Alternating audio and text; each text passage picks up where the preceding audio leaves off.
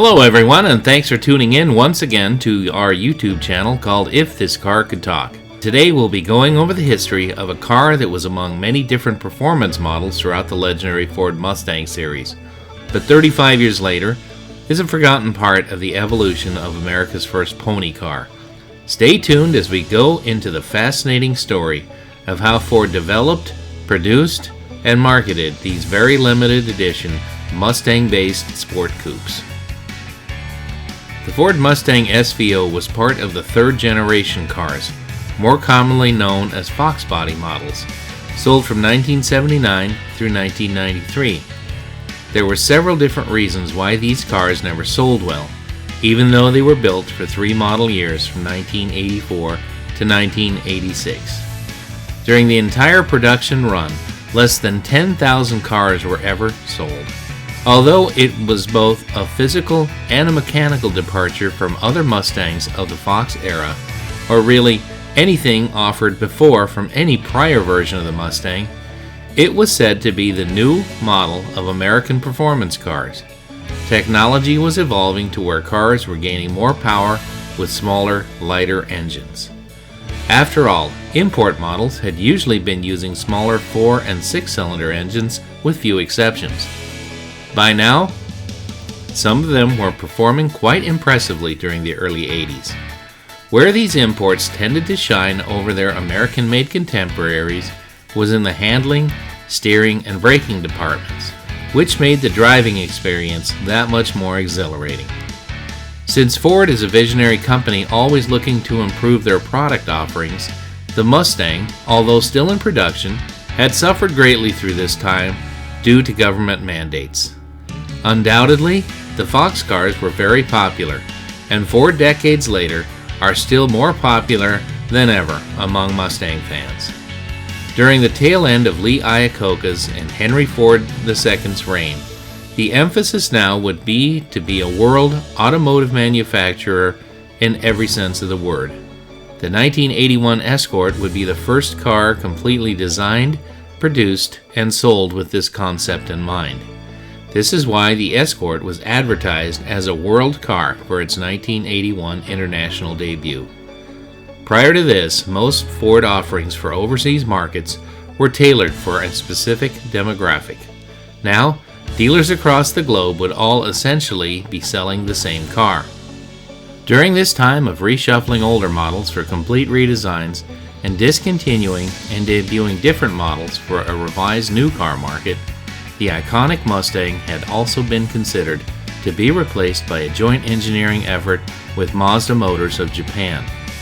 Mustang enthusiasts protested by the thousands, believing their beloved car should always remain American in flavor and design, which include the rear-wheel drive platform. Because of a highly organized and massive mail-in letter campaign, Ford realized how important the Mustang was to the domestic market. However, the car that had been developed by these two companies to replace the Mustang was already slated for production, so instead of canceling it altogether, it was rebadged as the Ford Probe. It's my opinion that Ford was planning on using the SVO as a grand finale and as a way to accustom people to the new direction that Mustang was headed. Roll back the calendar a few years, and Ford was changing drastically. Lee Iacocca was unceremoniously fired in July of 1978, and Henry Ford II resigned as Ford's CEO in October of 1979. A new management team already fully realized that the industry was changing, and they needed to change with it. Headed up by Donald Peterson, the new emphasis would be on quality, value, and dependability. The slogan "Quality is Job One" began to be seen in Ford's advertising campaigns. Ford began to make a major push forward with the Mustangs in 1982, nearly completely reinventing every aspect of the vehicle, which included putting a new emphasis on the model's sporty nature. The GT had returned in 1983, and convertibles would again be available this year after being gone from the lineup for a decade. This new division would first be tasked with developing something that was both plainly American yet fully competent to compete with entry-level European and Japanese sports cars of the day.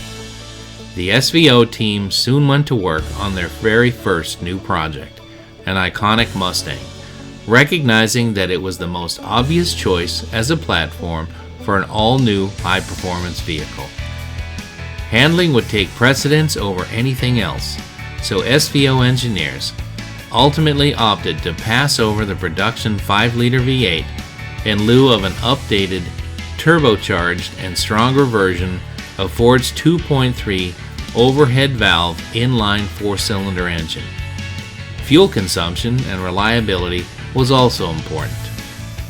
Originally introduced for Ford's wildly popular Pinto and Mercury Bobcat in 1974, this new 2.3 overhead cam engine was dubbed the Lima in honor of the city in Ohio in which they were built. All early cars had electronic ignition and were carbureted. They were seen in various lighter weight cars and trucks throughout the 70s. Turbo models were developed in 1979, seen mostly in the new Fox body Mustangs, but also used in other models. These were not intercooled. In a bid to capture some of the glory from its past racing days, Ford hinted that they wanted to become involved in motorsports competition again. Early on, there was talk of an IMSA Mustang with a Turbo 4 engine. In September of 1980, Ford officially announced the formation of a new division called Special Vehicle Operations, or SVO, under the direction of Michael Kranefuss, who was the competitive director for Ford in Europe. Soon, a Mustang IMSA concept car was born, powered by a highly modified Turbo 4. In late 1980, Ford released the now legendary McLaren Mustang. This Mustang was capably developed by Todd Gerstenberger and Harry Wykes. The McLaren was using the 2.3-liter Turbo 4 engine with a new variable boost turbo system between 5 and 11 psi, rather than the fixed 5 psi of boost. Ford never released an official horsepower rating, but it was claimed that this combination was in excess of 175 horsepower at an incredible 10 pounds of boost. It never sold well because of the astronomical price tag of $25,000. This alone limited the production to 250 units, including the prototype.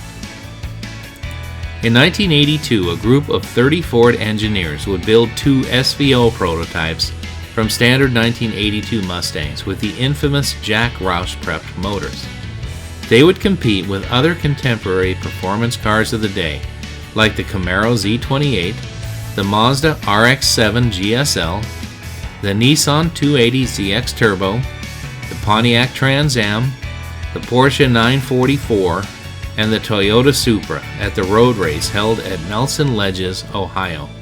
These early prototypes used 4-speed transmissions, since a 5-speed had not yet been developed.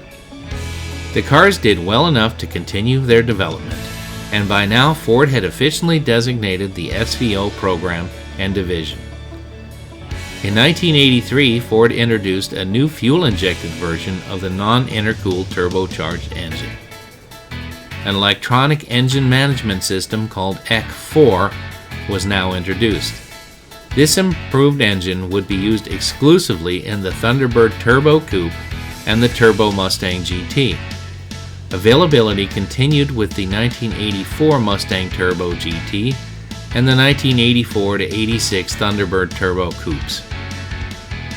Mercury cars also used this non-intercooled turbo engine in the 1983-86 Cougar XR7s and the German-built 1985-89 Merkur XR4 Ti. For years, racers throughout the country loved these little compact power plants. Some of the performance-enhancing tricks used by them would also be employed in the new SVO Mustang, along with a race-developed intercooler. The installation in the Mustang of the much lighter 4-cylinder engine helped with weight distribution, due to the engine being installed perpendicular to and behind the front axle, thereby improving handling. Equipping the engine with an advanced computer-controlled fuel injection system and an intercooled turbocharger helped push the power output to 175 horsepower. It may not seem impressive in today's age, but it certainly was that in the mid-1980s. In addition, a fuel grade switch was added to the dash, allowing the driver to adjust the vehicle's performance level depending on whether premium or standard grade fuel was being used. Think of it as today's track and street modes seen on many late model performance cars. In a nod to the Mustang's performance heritage, since all SVO Mustangs had manual transmissions, a factory-installed short-throw Hurst-supplied shifter was made standard for both appearance and performance. Performance of these cars was quite impressive.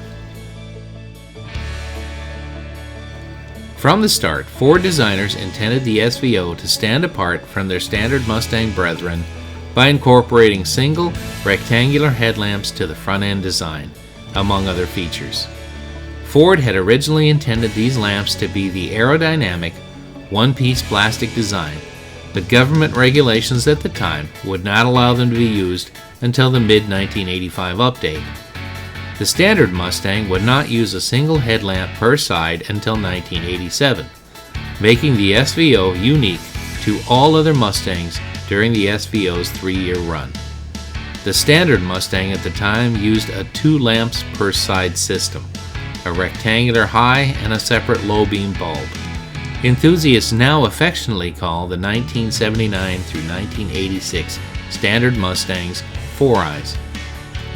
The SVO's exterior incorporated a unique front grille and hood design that was exclusive to the model, while thinner side moldings, smoother sail panels behind the rear quarter windows, and small rear wheel flares dramatically altered the car's profile from its other Mustang cousins. Bringing up the rear, a biplane spoiler and the attractive pinstripe taillights let the world know that this was no ordinary pony car. These tail lamps would later be used on the 1993 Cobra models. Underneath, the suspension, braking, and steering systems were all designed for peak performance. Because of limited time for this story, let me assure you that the upgrades from the standard and GT Mustang models was substantial. The most obvious difference in the wheel department was that engineers rated the parts bin from another Fox-bodied car, the Lincoln Continental Mark 7. These cars used 5-lug 16 by 7-inch wheels and had 4-wheel disc brakes. Huge for the time, the P225/50 R16 VR Goodyear Eagle Gatorback tires were standard as well. The rear disc brakes, the 5-lug 16-inch wheels, and the quad shock rear end and the Coney shocks were all used in unison on the SVO before any other Mustang. Inside, the 84 models were only available in charcoal-colored cloth or leather over exclusive performance bucket seats. Additionally, a leather-wrapped steering wheel with the SVO logo on the horn pad, a leather-wrapped shift knob and e-brake handle, suede effect dash panels, a unique cloth material for the door panels, a left footrest, and an automatic transmission brake pedal to facilitate heel-to-toe shifting were used on these SVO Mustangs. A 140 mile/hour speedometer was also included, but no numbers were listed past 85, and an 18 psi boost gauge really made these interiors feel luxurious. The articulated seats featured oversized side bolsters with pump-up lumbar supports and utilized the same material as the door panels.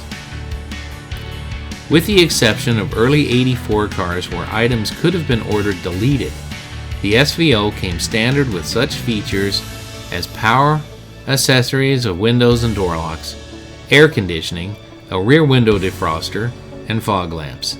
The only optional items available were the leather-clad interior and a pop-up glass sunroof. Although projected by Ford to sell about 10,000 cars per year, this soon became a non-obtainable goal because the SVO package was over $6,000 more than a loaded GT. 1985 SVOs would essentially be 1984 models with a few slight mechanical, trim, and color options. The 41C Comp Prep option was available, which deleted air conditioning, power windows, and any radio. This was the only change to the 84 option list. On the horizon was a totally upgraded version of this sporty new Mustang, known to collectors as the 1985.5 model. All SVOs built after April of 1985 were designated as mid-year models. There were many changes to the engine, and a 30 horsepower increase was the result. In addition to the obvious external differences and an advanced engine, the updated SVO featured several key modifications over the standard Mustang to help increase performance. The front suspension geometry was modified using newly designed Coney struts, a 15:1 ratio power-assisted rack and pinion steering system, and a 7.5-inch traction lock rear axle, which contained a 345 gear set. For the SVO's final year, there were really no mechanical changes except the horsepower rating was reduced by 5 due to lower octane fuel. The federally mandated third brake light was added to the lower part of the rear spoiler, and chrome SVO badges were added to the front fenders. As usual, color choices varied slightly. Although the SVO only had a short 3-year production run, future Mustangs and other performance Ford cars and light trucks would benefit from the SVO. It has often been said the SVO was the best handling Mustang ever produced in the 20th century. Ford's racing program continued to offer parts to improve a car's performance, braking, steering, and handling, and was renamed Ford Motorsport during the mid-80s. Of course, all of this evolved into the current Ford racing program of parts and limited edition, completely engineered offerings like the Shelby cars and trucks, the Lightning and Harley-Davidson trucks, and more exciting cars yet to come. If you missed the first part of this video from last Sunday where we profiled a one-owner, low-mileage 86 SVO Mustang, take a look at it. I know you'll love it. If you haven't done it yet, hit that subscribe button so you get a notification every time we post a new video. Leave a comment on what your thoughts are about the SVO's special place in Mustang's colorful history, and give us a thumbs up.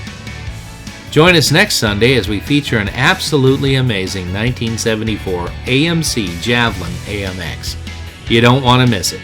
Thanks for tuning in, and remember, stay safe out there.